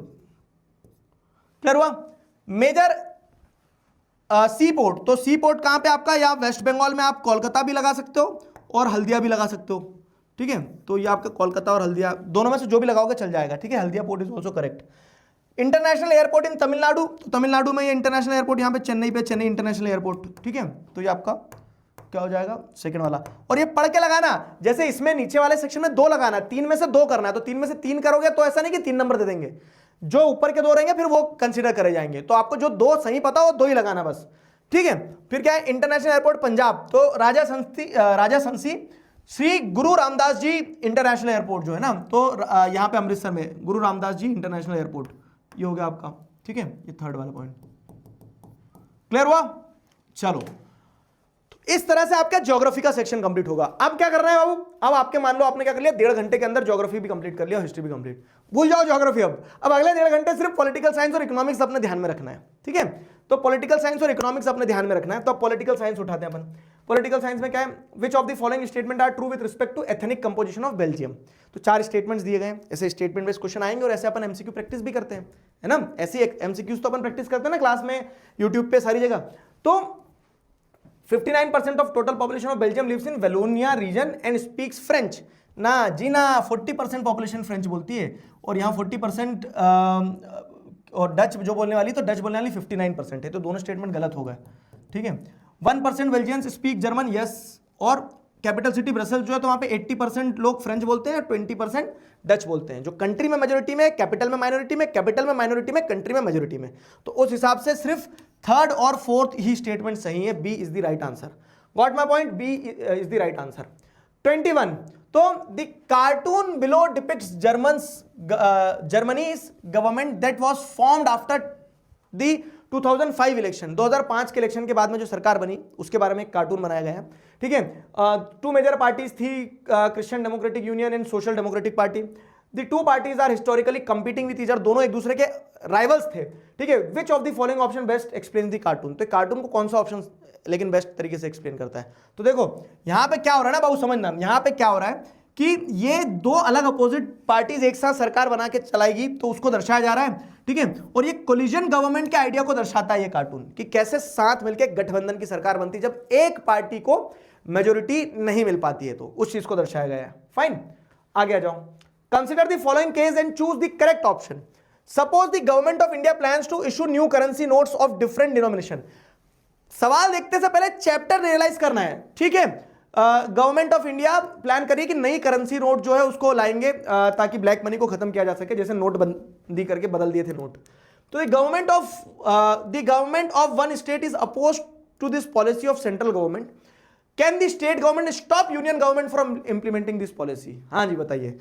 एक राज्य नहीं चाह रहा है कि भैया हमारे देश में, हमारे स्टेट में तो अलग करेंसी चला दो आप, हम तो नहीं बदलेंगे, तो क्या वो यूनियन गवर्नमेंट को रोक सकता है करेंसी बदलने से? नहीं रोक सकता है। क्यों? क्योंकि हमने पढ़ा है कि union list, state list, concurrent list, union list में वो मुद्दे आते हैं जिन पे यूनियन गवर्नमेंट लॉ बना सकती है, और करेंसी और ये सारी चीजें किसका मुद्दा है? ये यूनियन गवर्नमेंट का मुद्दा है, समझे? ये यूनियन गवर्नमेंट का इशू है ना, तो इसलिए यूनियन गवर्नमेंट नहीं रोक सकती है। तो यहाँ पे आपको क्या देखने को मिल रहा है कि नो, द स्टेट गवर्नमेंट, मतलब यूनियन गवर्नमेंट को नहीं रोक सकती state government. No, because the currency is a subject of union list. Currency union list का मैटर है, करेंसी यूनियन लिस्ट का मैटर है, ठीक है। चलो, 2 statements are given as assertion A, reason R, study the statement carefully and identify the correct alternative. ठीक है, 2 statement दिए हैं। क्या दिए? Exclusive attention to gender reason, cast का क्वेश्चन दिख गया मुझे, कास्ट यहीं पे। तो सबसे पहले क्वेश्चन किस चैप्टर से आया ना, वो एक बार दिमाग में उतारा करो। तो यहां पे क्वेश्चन क्या दिया गया? Exclusive attention to caste can produce negative result in democracy. ठीक है, it can divert attention from other important issues leading to tension, conflict and even violence. Assertion reason को सॉल्व करने का ना एक थंब रूल होता है बाबू, समझना कि हमेशा असर्शन को सवाल बनाओ कि why exclusive attention to caste can produce negative result in democracy? Why? Because it can divert attention from other important issues, thus leading to tension, conflict and even violence. ठीक है, जो अगर आप कास्ट पे ज्यादा फोकस करोगे तो वो नेगेटिव रिजल्ट प्रोड्यूस कर सकता है, क्योंकि उसके कारण क्या होगा ना, दूसरे इंपॉर्टेंट इश्यूज जो हैं जैसे डेवलपमेंट वगैरह, उनको छोड़ के बाकी लोग क्या है, मतलब वही है कि जाट, यादव, ब्राह्मण, राजपूत में ही उलझे रह जाएंगे। तो इसलिए क्या है कि असर्शन भी सही है, रीजन भी सही है, and reason is the correct explanation of assertion. तो both A and R are true and R is the correct explanation of A. और कभी भी है ना ऐसा नहीं कि हाँ हमेशा ये वाला स्टेटमेंट तो यही होता तो यही लगा दे, कभी कभी सीबीएसई बदमाशी कर देती है, इन 2 क्वेश्चन को आगे कर देती है, इन 2 क्वेश्चन ऑप्शन को नीचे कर देती है, ठीक है, और बच्चा बिना पढ़े फटाक से ए पे टिक लगा देता है। तो वो गलती नहीं करना, पढ़ना चाहिए पहले, ठीक है। ये मैंने तुम्हारे साथ ये वाले ब्लफ मैंने करे हैं बहुत बार पोल सेशन में, ठीक। चलो आगे, हाईलाइट एनी 2 की फीचर्स ऑफ फेडरलिज्म। तो जैसे एमसीक्यूज हो गए, अब एमसीक्यूज के बाद में क्या है, 2 नंबर का क्वेश्चन। तो 2 की फीचर बताओ फेडरलिज्म के, 2 क्या 7 बता दूंगा। तो 7 में से आपको 2 नंबर के क्वेश्चन में 7 मत देखो, सुनो मेरी बात, तुम्हें इस चीज के नंबर नहीं मिलेंगे कि तुम्हें कितना आता है, तुम्हें नंबर इस चीज के मिलेंगे कि तुमसे जितना पूछा गया आप उतना बताओ। अगर आप तुम्हें पूरे 7 फीचर पता तो क्या 7 लिख के आओगे और सोचोगे कि 7 नंबर मिलेंगे, मैंने 7 लिखे, क्वेश्चन ही 2 नंबर का है तो 2 ही मिलना है। तो यहां दिमाग लगाना थोड़ा, ठीक है। तो बैल बुद्धि की तरह काम मत करना कि मुझे ये आता है ये तो मैं पूरा लिखूंगा टाइम मैनेज करना है यार, 2 पॉइंट लिखना मिनिमम, कुछ भी 2 नंबर का क्वेश्चन है, ज्यादा ही दिल में आ रहा है खूब उबर उबर के तो 3 लिख देना। फीचर्स ऑफ फेडरलिज्म लिखना है, 2 और more than 2 levels of government होती है, different tiers of government are governing the same citizen, लेकिन क्या है, they have their own jurisdiction, ठीक है। स्पेसिफिक मैटर्स जो रहते हैं उनके लेजिस्लेशन, टैक्सेशन के और एडमिनिस्ट्रेशन के दिए जाते हैं। फिर क्या है, अब ये जो जुरिसडिक्शन है तो रिस्पेक्टिव लेवल ऑफ गवर्नमेंट का जुरिसडिक्शन क्या है, आपको कॉन्स्टिट्यूशनली गारंटीड है, ठीक है, तो कॉन्स्टिट्यूशन में लिखा गया है। फिर क्या है, ये जो कॉन्स्टिट्यूशन में लिखा है फंडामेंटल प्रोविजंस, उनको कोई एक लेवल ऑफ गवर्नमेंट चेंज नहीं कर सकती है, both the level of government का कंसेंट चाहिए रहता है, ठीक। फिर क्या है, courts have the power to interpret the constitution, अगर मान लो लड़ाई हो जाती है कभी, ठीक है, स्टेट गवर्नमेंट सेंट्रल गवर्नमेंट या फिर 2 स्टेट गवर्नमेंट्स के बीच में, तो कोर्ट्स के पास पावर होती है, वो judiciary acts as an umpire, ठीक है। फिर क्या है, sources of revenue clearly specified होते हैं हर लेवल ऑफ गवर्नमेंट के। फेडरलिज्म के 2 ऑब्जेक्टिव होते हैं, क्या होते हैं, तो जैसे अगर आप देखेंगे कि एक तो क्या है, जो डिफरेंट लेवल ऑफ गवर्नमेंट है वो उनके बीच में जब पावर शेयर की जाती है तो आप क्या करते हो, यूनिटी स्ट्रेंथन करते हो, at the same time regional diversity को अकोमोडेट करते हो। अब 2 नंबर का क्वेश्चन था तो any 2 points can be considered, 2 number 2 point पर्याप्त है। खूब दिल में आ रही तो 3 लिख देना, लेकिन टाइम मैनेज करना, ठीक है। चलो, विमेन इन इंडिया, अब जैसे 2 नंबर का एक और क्वेश्चन आ गया कि women in India face discrimination, disadvantage and oppression in many ways, highlight any 2 aspects of life where you witness inequality. तो अब कितने नंबर का क्वेश्चन है, 2। तो अगेन आपको क्या करना रहेगा, आपको सिर्फ 2 पॉइंट रिलेवेंट लिखना रहेंगे। विमेन अलग अलग डोमेन में डिस्क्रिमिनेशन फेस करती है, जैसे शिक्षा में, एजुकेशन में parents prefer to send their male child to the schools, ठीक है। Low proportion of women in highly paid and valued job, पैसे ज्यादा किसको मिलते हैं, पुरुष को मिलते हैं। विमेन आर पेड लेस, ये हो गया, ठीक है। प्रेफरेंस फॉर सन, तो फीमेल फिटिसाइड हो जाता है बहुत सी बार, क्यों, क्योंकि लोगों को क्या चाहिए ना, हमारा वंश आगे बढ़ाने वाला लड़का चाहिए, लड़कियां लोग पसंद नहीं करते हैं। Exploitation of women at workplace and domestic violence at home, तो ये इनमें से कुछ भी 2 पॉइंट आप रिलेवेंट लिख सकते हो, आपको नंबर मिलेंगे भर के, 2 नंबर का क्वेश्चन है, ठीक है। आगे बढ़ते हैं। Democracy leads to peaceful and harmonious life among citizens in every sphere, ठीक है। Support this statement with suitable arguments, suitable arguments के साथ बताओ कि डेमोक्रेसी कैसे पीसफुल और हार्मोनियस लाइफ, सिविक्स क्या लास्ट चैप्टर एनालाइज करना बहुत ज्यादा जरूरी है। तो डेमोक्रेसी 3 नंबर का क्वेश्चन है कि democracy leads to peaceful and harmonious life, तो कैसे लिखोगे, देखो रिलेवेंट 3 पॉइंट लिखना है आपको बस, ठीक है। तो कैसे कैसे, तो डेमोक्रेसी जो होती है ना, डिफरेंट सोशल डिविजन्स को अकोमोडेट करती है, जैसे बेल्जियम में चाहे डच हो फ्रेंच हो, सबको एक साथ रखने की कोशिश करी डेमोक्रेसी ने, ठीक है। All democracies usually develop a procedure to conduct competition, मतलब वो इलेक्शंस करवाते हैं, पावर शेयरिंग करते हैं, और जिससे क्या कोशिश करते हैं कि कहीं भी किसी एक कम्युनिटी का डोमिनेंस ना देखने को मिले, ठीक है, ऐसा हो कि उनके बीच के टेंशंस रिड्यूस हो, ठीक है, सोशल डिवीजन प्रॉपर तरीके से हो। Democracy teaches people to respect the difference and resolve conflict, ठीक है। डेमोक्रेसी में ही आप अलग अलग ग्रुप के लोगों को सबको एक साथ रखने की कोशिश करोगे। डिक्टेटरशिप होती तो हिटलर ने तो मार दिया था ना सबको, समझे, तो वो चीज रहती है। फाइन, तो ऐसे 6 7 5 पॉइंट लिखे मैंने, 3 नंबर का क्वेश्चन है, आप 3 पॉइंट से अपना काम चला सकते हो, ठीक है, 3 पॉइंट से अपना काम चला सकते हो। आगे बढ़ते हैं, क्या है अगला, तो अगला जैसे अगर आप देखोगे तो political parties plays a significant role in effective working of democracy. Political party एक इफेक्टिव रोल प्ले करती है, ठीक है, डेमोक्रेसी की अगर हम बात करें तो। पॉलिटिकल चैप्टर कौन सा है, देखो क्वेश्चन देखते से सबसे पहले चैप्टर एनालाइज करना, 5 नंबर का क्वेश्चन है। तो political parties play significant role in effective working of democracy, 5 number का क्वेश्चन है। तो डेमोक्रेसी के काम, हाँ अरे अच्छा क्वेश्चन है, तो मजेदार क्वेश्चन है। डायरेक्ट कहीं नहीं लिखा है कि फंक्शंस ऑफ पॉलिटिकल पार्टीज बताओ या फिर रोल ऑफ पॉलिटिकल पार्टी बताओ, क्या करा है, एक स्टेटमेंट बना दिया है कि political parties play a significant role in effective working of democracy, ठीक है। एसएसटी कसम मैंने आंसर नहीं देखा था, मैं तो क्वेश्चन पढ़ूंगा और फिर आंसर मेरे दिमाग में आएगा तब तुम्हें बताऊंगा ना। तो पहली बार पढ़ने के बाद मैं भी चकरा गया कि यार ये क्वेश्चन कहां से आ गया, इसका तो मैंने पढ़ा ही नहीं है, ये कौन सा क्वेश्चन है। तो political parties play significant role in effective working of democracy. फिर मैंने देखा सिग्निफिकेंट रोल, तब मुझे समझ में आया क्वेश्चन क्या पूछना चाह रहा है, role of political parties, functions of political parties पूछना चाह रहा है। समझे मेरी बात। तो दिस इज द अप्रोच, एक बार पढ़ो, 2 बार पढ़ो, 3 बार पढ़ो, 10 बार पढ़ो, 20 बार पढ़ो, लेकिन क्वेश्चन पढ़ो जब तक क्वेश्चन तुम क्रैक ना कर लो। आंसर लिखना आसान है, क्वेश्चन समझना कठिन है। एक चीज ये समझ में आ गई ना तो फिर सब समझ में आ गया। तो क्वेश्चन को अपन ने एनालाइज करो और हमें समझ में आया कि ये क्वेश्चन पॉलिटिकल पार्टीज के फंक्शंस पूछ रहा है। तो बस पार्टीज कंटेस्ट इलेक्शन, पार्टीज जो है put forward the policies and programmes, parties make laws for the countries, ठीक है। जो पार्टी इलेक्शन हारती है वो अपोजिशन का रोल प्ले करती है, parties shape public opinion, parties जो है they provide access to the government machinery and welfare schemes. तो वो 7 के 7 जो पॉइंट थे, वो जो 6-7 पॉइंट थे अपने, वो 5 नंबर का क्वेश्चन है। मिनिमम 5 पॉइंट से आपका काम चल जाएगा, ठीक है, मिनिमम 5 पॉइंट से आपका काम चल जाएगा। ये सीबीएसई की मार्किंग स्कीम में लिखा रहता है, इसके लिए बता रहा हूं मैं। अगला इसका और में क्वेश्चन क्या था, देखो इसका और में 27B का और में देखोगे तो analyse how the issue of leadership succession poses a challenge to the political parties in India. Again political parties वाले चैप्टर से क्वेश्चन है। क्वेश्चन क्या पूछ रहा है, how the issue of leadership succession. सवाल बहरूपिया होता है मेरे दोस्त, आपको वही लीडरशिप सक्सेशन क्या है, तो हमने डायनेस्टिक सक्सेशन वाला पढ़ा एक चैलेंज कि political parties go through the dynastic succession, ये एक चैलेंज है। तो वही बताना है कि मोस्ट पॉलिटिकल पार्टी जो है ओपन और ट्रांसपेरेंट प्रोसीजर्स फॉलो नहीं करती है, ठीक है। और इसी के चलते क्या होता है, तो those who happen to be leader are in position of unfair advantage. तो एक ही कम्युनिटी के लोग, एक ही कास्ट के लोग, एक ही फैमिली के लोग डोमिनेट करते हैं, ठीक है। तो यही डायनेस्टिक सक्सेशन वाला चैलेंज यहां पे बताया गया है, समझ गए।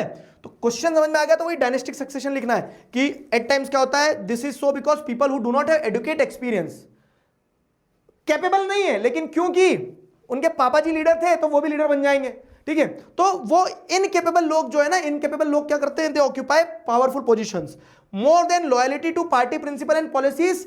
पर्सनल लॉयलिटी ऑफ लीडर जो है वो इंपॉर्टेंट हो जाती है, पर्सनल लॉयलिटी ऑफ लीडर जो है वो इंपॉर्टेंट हो जाती है, समझ गए। ये समस्या है। आ जाओ 28 नंबर का क्वेश्चन क्या कह रहा है, 28 नंबर का क्वेश्चन कह रहा है जो पैसेज वाले क्वेश्चन आ गए। अब देखो एक पैसेज बॉक्स में से आया, एक पैसेज दुनिया के बाहर से आया, बुक से नहीं आया। अब एक पैसेज सीधा एनसीईआरटी का टेक्स्ट उठ के आ गया। जैसे अगर आप देखोगे तो पावर शेयरिंग वाले चैप्टर का सीधा एनसीईआरटी का टेक्स्ट है कि, और अच्छा 2 मिनट के लिए मत पढ़ो ये वाला पैराग्राफ जो मैंने तुम्हें ट्रिक बताई है, क्वेश्चन पढ़ो सीधे। State any 2 demands of Tamils in Sri Lanka. अगर मैंने ये नहीं भी पढ़ा होगा तो भी बता दूंगा क्या चाह रहे थे वो तमिल्स, क्या चाहते थे कि सेपरेट इलेक्टोरेट चाहते थे और ऑटोनॉमी चाहते थे कि तमिल लैंग्वेज को भी सिग्निफिकेंस मिले, है ना। मैंने नहीं पढ़ा पैसेज तो भी आंसर बन रहा है ना, क्योंकि चैप्टर तो पढ़ा है। तो केस बेस्ड क्वेश्चन, अगेन चिल्ला चिल्ला के बोल रहा हूं, इधर तो मैं कान में चिल्ला दूं क्या। केस बेस्ड क्वेश्चन जो है, केस बेस्ड क्वेश्चन के लिए कुछ अलग से तैयारी नहीं करना है, वो प्रेजेंस ऑफ माइंड से हो जाएंगे, ठीक है। तो state the result of majoritarian government in Sri Lanka. Majoritarian government के चलते क्या हो गया, आपको देखने को मिलता है कि सिविल वॉर होता है अल्टीमेटली, ठीक है। तो यहां पे वही है कि उनकी 2 डिमांड क्या थी, regional autonomy, equal opportunity in security, securing education and jobs. Majoritarian जब पॉलिसी अडॉप्ट करी उसका इंपैक्ट क्या हुआ, उसका इंपैक्ट ये हुआ कि श्रीलंका जो है, तो श्रीलंका में जो तमिल्स और वो थे सिन्हालास, उनके बीच में डिस्ट्रस्ट डेवलप हुआ और उनके डिस्ट्रस्ट के चलते सिविल वॉर हो गई, ठीक है। As a result 1000 of people of both the communities died. फिर एक और क्वेश्चन, जैसे 2 नंबर का नीचे वाला क्वेश्चन है ना, 1-1-2, तो क्या पूछ रहे हैं, explain 2 provisions of the Belgian model of power sharing. अब ये कुछ है, यहां से कुछ आ गया, तो कुल मिला के पैसेज बेस्ड क्वेश्चन भी आपके Q&A की तरह ही है, ठीक है। तो 2 provisions of Belgian model of power sharing, तो आप बताएंगे कि सेंट्रल और स्टेट के बीच में पावर शेयर करी, 2 लिखना है कुछ भी, ठीक है। State government are not subordinate to the central government, state government की भी अपनी पावर होगी। एक कम्युनिटी गवर्नमेंट बनाई उन्होंने सेंट्रल और स्टेट गवर्नमेंट के अलावा, ठीक है। ब्रसेल्स जो है उसकी सेपरेट गवर्नमेंट होगी जहां पे दोनों कम्युनिटी के मिनिस्टर्स बराबर होंगे। तो वो जो 4 अकोमोडेशन वाले पॉइंट है उनमें से 2 लिखना है बस, वो तो आपका नॉलेज चेक कर रहे हैं, ऐसे क्वेश्चन आएंगे, ठीक है। समझ में आया। अब मुझे आप बताना कमेंट्स में कि आपसे कितने क्वेश्चन बन रहे थे कि हाँ कर लेंगे सर, समझ गए, क्वेश्चन समझ पा रहे हैं। लास्ट सेक्शन आपका रहेगा इकोनॉमिक्स का, ठीक है। तो अब आपको दिमाग में से क्या करना है, जैसे अब आखिरी के 40 मिनट में अगर आप पेपर सॉल्व करोगे तो अब आपको आपके दिमाग में से पूरी तरह से निकाल देना है बाहर सारी बुक्स, सिर्फ इकोनॉमिक्स ध्यान रखना है, ठीक है। 4 चैप्टर, छोटे चैप्टर, प्यारे चैप्टर, ठीक। इकोनॉमिक्स में देखो क्या आएगा, तो underemployment is caused when, क्या होता है अंडर एम्प्लॉयमेंट, जहां पे, ठीक है, more workers are employed then actually required, ठीक है। A person is not working up to his or her full potential. देखो क्या है, फीवर वर्कर्स आर एम्प्लॉयड, ये तो गलत है, ठीक है। Jobs are given only to highly educated workers, ये भी गलत है। Workers are paid more than their actual output, नहीं ये भी गलत है। तो सारे ऑप्शंस पढ़ना और जो बेस्ट लगे उसको सेलेक्ट करना, ठीक। What can be inferred about the limitation of using per capita income, जो एवरेज इनकम है, एवरेज इनकम उसको यूज करने की लिमिटेशन क्या है, to compare well being across countries, choose the correct option. ठीक है, मतलब कुल मिला के लिमिटेशन पूछा है, तो इट शोज हाउ इक्वली और unequally income is distributed among the people of country. नहीं, ठीक है, पर कैपिटा इनकम से तो सबकी एवरेज इनकम हो गई, इक्वालिटी अनइक्वालिटी कहां पता चलती है। ठीक है, the only measure needed to understand countries development, ना ओनली मेजर नहीं है। The only reflect industrial growth, ना ये भी नहीं है। ठीक है, it gives basic idea of economic wellbeing, तो एवरेज इनकम से एक बेसिक आइडिया मिल जाता है। छोटू भैया वाली कहानी ध्यान है, कितने लोगों ने वन शॉट देखा, उसमें तुमने छोटू भैया वाली कहानी देखी होगी। ठीक है, तो it gives basic idea of economic wellbeing but it hides the income inequality, लेकिन इनकम इनइक्वालिटी को छुपा देता है। ठीक है, कौन, इनकम इनइक्वालिटी को छुपा देता है आपका पर कैपिटा इनकम का कॉन्सेप्ट। ठीक है, पर कैपिटा इनकम का जो कॉन्सेप्ट है, तो उससे आपको एक्चुअल रियलिटी, ग्राउंड रियलिटी नहीं पता चलती है, एवरेज आउट हो जाती है चीजें।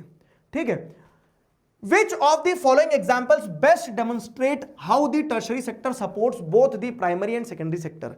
ठीक है, टर्शरी सेक्टर दोनों ही सेक्टर को, प्राइमरी और सेकेंडरी सेक्टर को सपोर्ट करता है, किस एग्जांपल से समझ में आ रहा है आपको। अब देखो अच्छे एग्जांपल से, farmer grow vegetable and sell them directly to consumer with no transportation, तो ये तो आप टर्शरी सेक्टर को इग्नोर ही कर रहे हो, तो ये तो गलत हो गया। आपको बताना है कि कैसे टर्शरी सेक्टर सपोर्ट कर रहा है प्राइमरी और सेकेंडरी सेक्टर को, तो ये तो आप गलत ही कर रहे हो। ठीक है, फिर क्या है, अब baker bakes bread and uses delivery services. ठीक है, हाँ, बेकर जो है डिलीवरी सर्विस भी यूज कर रहा है, गाड़ी। ठीक है, to send the bread to local shops for sale without any direct involvement of raw material, लेकिन बोल रहा है कि रॉ मटेरियल जो है तो उसका तो इन्वॉल्वमेंट ही नहीं है। ठीक है, तो ऐसा होता है क्या, रॉ मटेरियल के बिना कैसे आप तीनों सेक्टर को इंटरडिपेंडेंट बताओगे। प्राइमरी सेक्टर से उसको गेहूं तो लेना पड़ेगा ना, तेल तो लेना पड़ेगा, तो ये वाला स्टेटमेंट इसलिए गलत हो गया। तीसरा, a company produce furniture from wood but does not require any transportation or retail service to sell the product. हाँ, फर्नीचर खुद दौड़ लगा के चले जाते हैं कस्टमर के घर में, क्या आ गए हम, सोफा हूं मैं, सोफा पहचानो मुझे, तो ऐसा तो नहीं होता, ये भी गलत है। B, a factory makes shoes and uses raw material like leather to create the product relying on transport and retail stores to distribute the source. हाँ, देखो ना, सब हो रहा है, रॉ मटेरियल का भी यूज हो रहा है। ठीक है, और एक जगह से दूसरे जगह ले जाने के लिए रिटेल ट्रांसपोर्टेशन का भी इस्तेमाल हो रहा है, रिटेल शॉप्स तक पहुंचाने के लिए, तो बी इसका परफेक्ट एग्जांपल है। समझे? चलो, जो एक मैंने तुम्हें गलत बताया था ना कि सीबीएसई ने आंसर स्कीम में शायद गलत करा है, वो that is wholesale my opinion, मुझे इसलिए लगता है, और मैंने तुम्हें रैशनल भी बताया है। ठीक है, which one of the following issues currency notes in India, economics किस चैप्टर का है, क्या मन में आना चाहिए क्वेश्चन देखते से, मनी एंड क्रेडिट का है। तो which of the following issues currency notes in India, तो reserve bank of India, RBI जो है, तो आरबीआई क्या करता है, आरबीआई जो है करेंसी नोट्स को इशू करता है। ठीक है, अब देखो क्या, पर्सन जी, जेन जी, तो person G tries to explain how the requirement of double coincidence of want in barter system limits trade and exchange, which of the following justification do you think will be used by him her। समझ में आई मेरी बात, कि जो person जी है ना, ही और she tries to explain कि कैसे डबल कोइंसिडेंस ऑफ वांट जो है बार्टर सिस्टम में लिमिट कर देती है ट्रेड को। क्यों? क्योंकि डबल कोइंसिडेंस ऑफ वांट क्या होता है, when a person is willing to buy or sell the commodity which other person is willing to buy or sell, मतलब जो मैं बेचना चाह रहा हूं तुम वो खरीदना चाह रहे हो, तुम जो बेचना चाह रहे हो वो मैं खरीदना चाह रहा हूं, तभी एक्सचेंज हो पाएगा डबल कोइंसिडेंस ऑफ वांट में। तो आपको बताना है which of the following justification do you think will be used by him और हर। तो अब जैसे हम देख रहे हैं, तो it makes trade more complicated, barter exchange trade को और कॉम्प्लिकेट कर देता है, as each person must have what the other person want. मैं अगर गेहूं बेचना चाह रहा हूं और बदले में जूते चाहिए, तो गेहूं दो जूते लो हो तभी इक्वेशन बनेगी ना, तो वो ट्रेड बड़ा कॉम्प्लिकेट हो जाता है। Limiting the pool of potential trade partners, ठीक है, तो जो पोटेंशियल ट्रेड पार्टनर्स उनके बीच में ट्रेड होने की चांसेस कम हो जाती है। फिर क्या है, the barter system allows trade to be conducted more efficiently since both parties already know what they need from the transaction. ठीक है, दोनों पार्टीज जानती है कि उन्हें ट्रांजेक्शन से क्या चाहिए। ठीक है, तो बार्टर सिस्टम क्या कर देता है कि ट्रेड को क्या करता है, एफिशिएंट बनाता है। नहीं, ठीक है, दोनों पार्टीज के पास वो होना भी तो चाहिए भाई साहब, समझ में आया। The system creates value for goods by ensuring that both parties have direct need for each other. ये बात तो सही है, लेकिन हमें क्या बताना है, हमें बताना है कि लिमिटेशंस क्या है ट्रेड एंड एक्सचेंज की, तो इसलिए ये भी गलत होगा। It increases the number of exchanges because each person can trade for exactly what they want. हट, ठीक है, तो ये भी गलत है। क्लियर हुआ? चलो अब देखो, एक अच्छा क्वेश्चन आया ग्लोबलाइजेशन चैप्टर।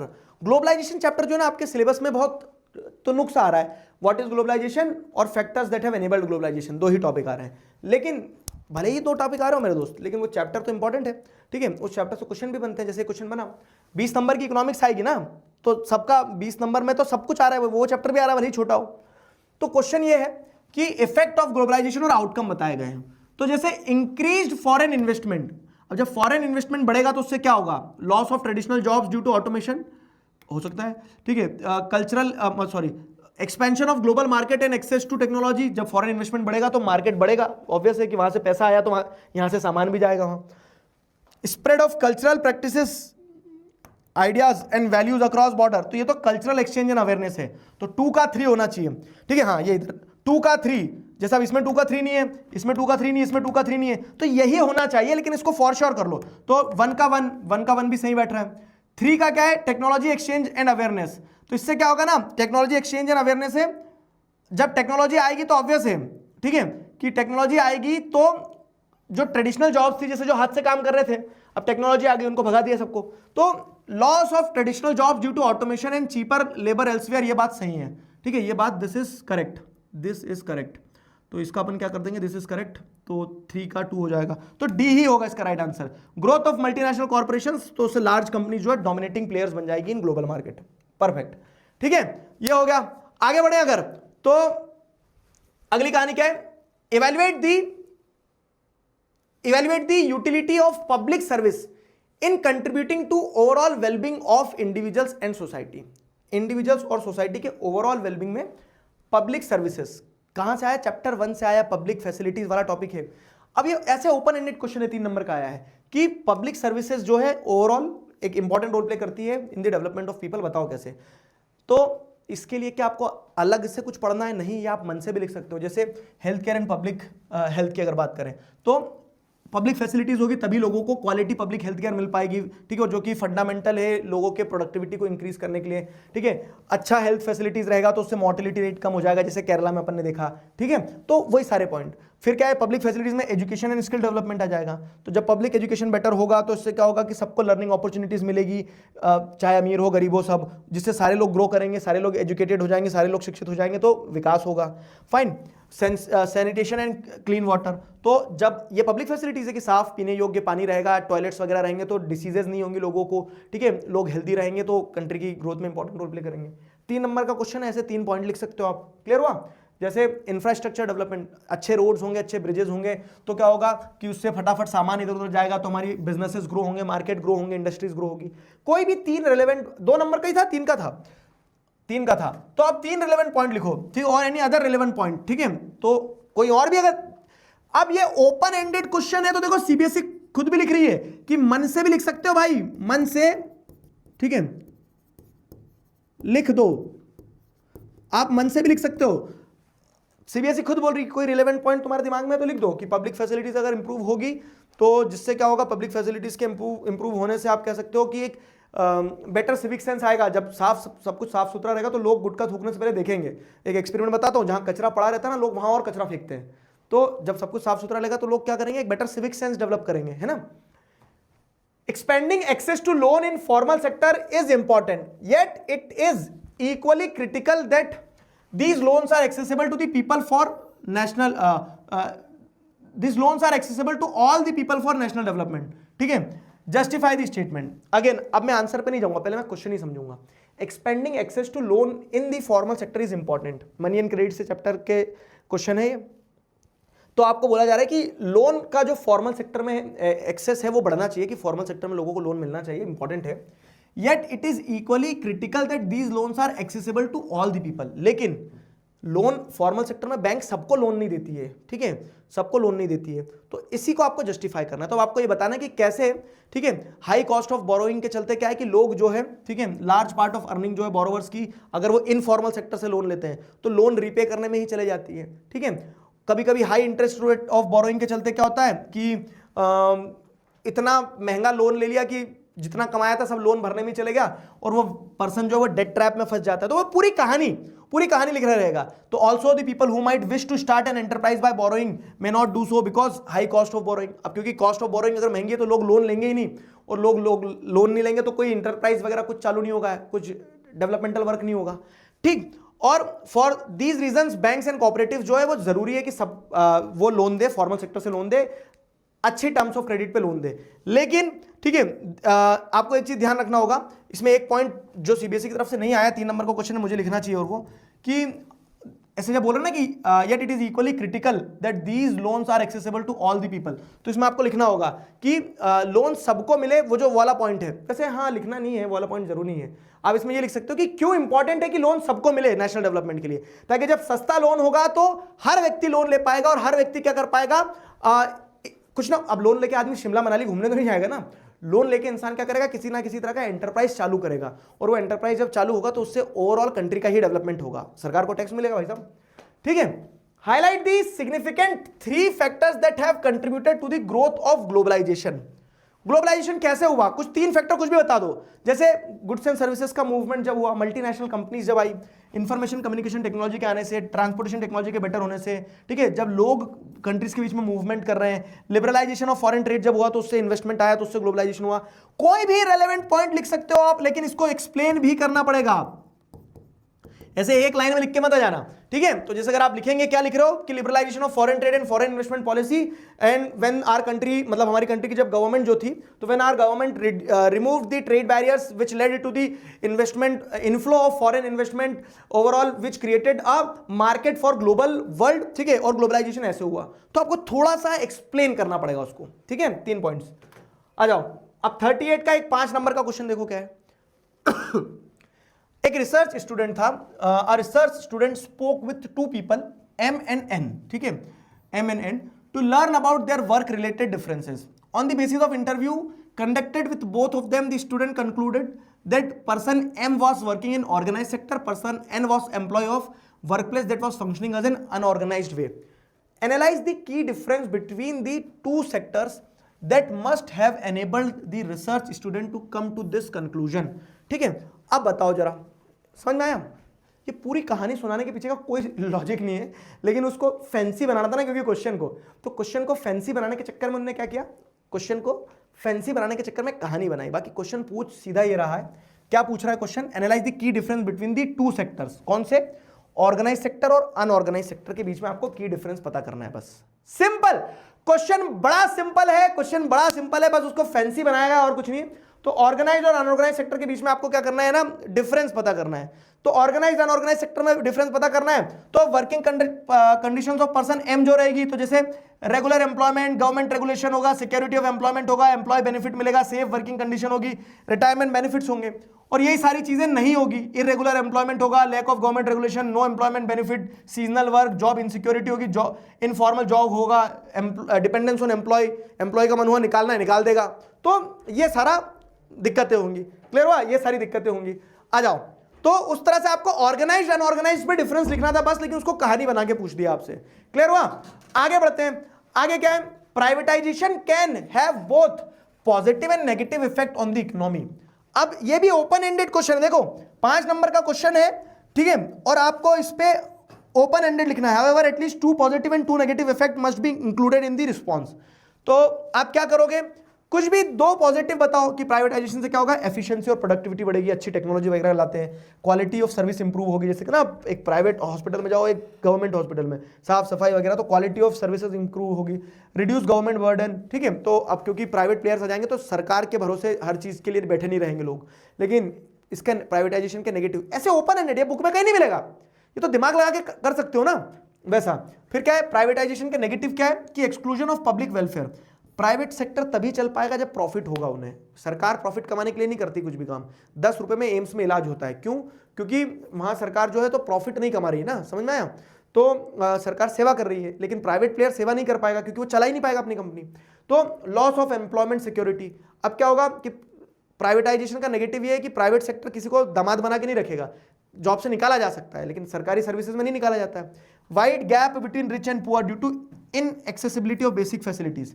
अब प्राइवेट उसमें क्या है ना कि महंगी रहेगी, तो अमीर व्यक्ति तो अफोर्ड कर लेगा, गरीब व्यक्ति अफोर्ड नहीं कर पाएगा, ये दिक्कत होगी।